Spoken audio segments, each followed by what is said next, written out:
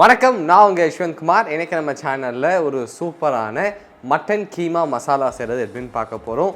இந்த ரெசிபி சப்பாத்தி, பரோட்டா, நான், ஃபுல்கா எல்லாத்துக்குமே ரொம்ப அருமையாக இருக்கும். அது மட்டும் இல்லாமல் தோசை, கல் தோசை கூட வச்சு சாப்பிட்றதுக்கும் பிரமாதமாக இருக்கும். இதுக்கு தேவையான இன்க்ரீடியன்ஸ் எல்லாமே ரெடியாக இருக்குது. ப்ரிப்ரேஷன் ஸ்டார்ட் பண்ணிவிடுவோம். ஃபர்ஸ்ட் ஒரு பேனில்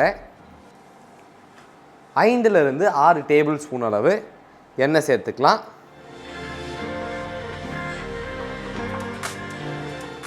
எண்ணெய் லேசாக சூடானதன் பிறகு இதில் 2 பிரியாணி இலை, 2 இன்ச்சுக்கு லவங்கப்பட்டை, 1 அன்னாசி பூ மற்றும் 4லிருந்து 5 கிராம்பு சேர்த்துக்கோங்க. நம்ம சேர்த்துருக்க இன்க்ரீடியண்ட்டில் உள்ள மனம் வெளியே வரட்டும், அது வரைக்கும் நம்ம வெயிட் பண்ணுவோம்.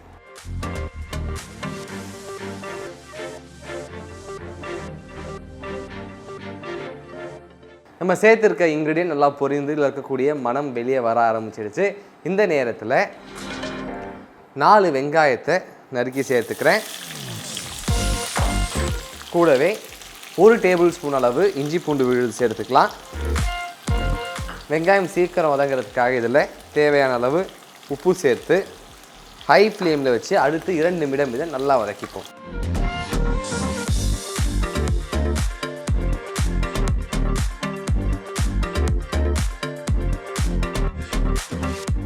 இதை நல்லா வதக்கியாச்சு. இந்த நேரத்தில் 3 தக்காளியை நறுக்கி சேர்த்துக்கிறேன்.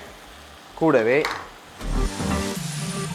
2 டேபிள் ஸ்பூன் அளவு மிளகாய்த்தூள்,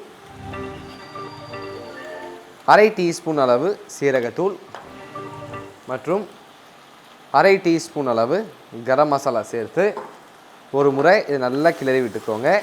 அடுத்து 2 நிமிடம் இதை நல்லா வதக்கிக்கலாம்.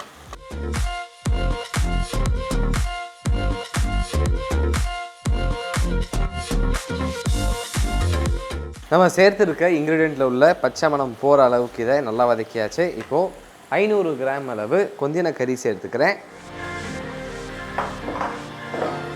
ஒரு முறை எல்லா இன்க்ரீடியண்ட்டும் ஒன்றோட ஒன்று நல்லா கம்பைன் ஆகிற அளவுக்கு இதை நல்லா கிளறி விட்டுக்கோங்க.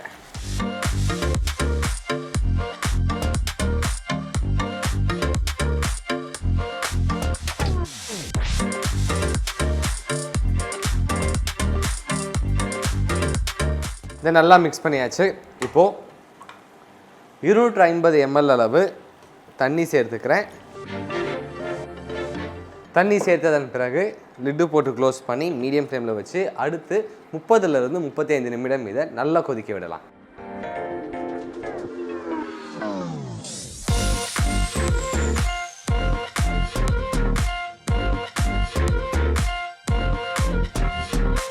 நம்ம மட்டன் நல்லா சூப்பராக குக் ஆகிடுச்சு. லிட்டு ஓப்பன் பண்ணி ஒரு முறை இதை நல்லா கிளறி விட்டுக்கலாம்.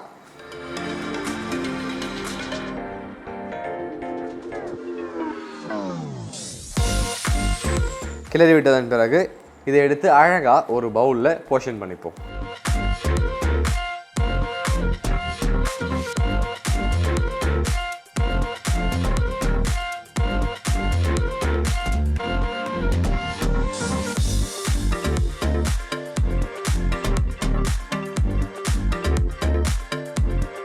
ஒரு சூப்பரான மட்டன் கீமா மசாலா செய்கிறது எப்படின்னு பார்த்துட்டோம். இதே ரெசிபியை நீங்கள் சிக்கன் வச்சு கூட செய்யலாம்.